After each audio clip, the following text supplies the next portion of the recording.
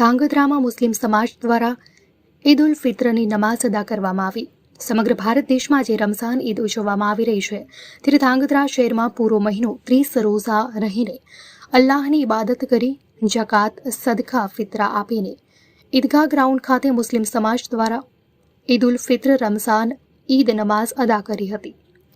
વતન હિન્દુસ્તાનની ઉન્નતિ તેમજ અમન ભાઈચારા અને પ્રેમની દુઆઓ સાથે ઈદની નમાઝ અદા કરી હતી।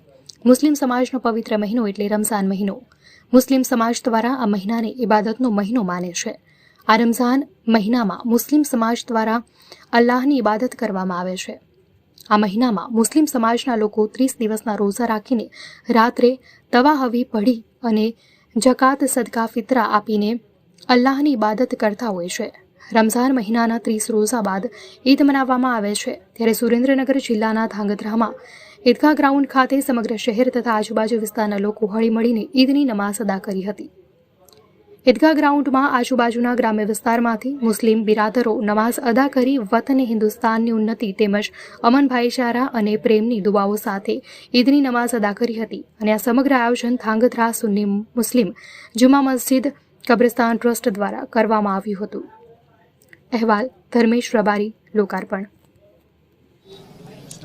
आज रोज तमाम मुसलमान धांगध्राना भाईओ ईदगाह जमा थયેલ, माह रमजान मुबारक में रोज़ा राखेल, इबादत करेल, रियाजत करेल।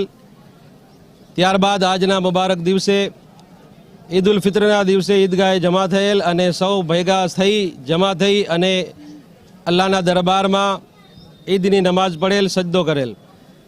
तमाम धांगध्राना मुस्लिम भाईओ ने तमाम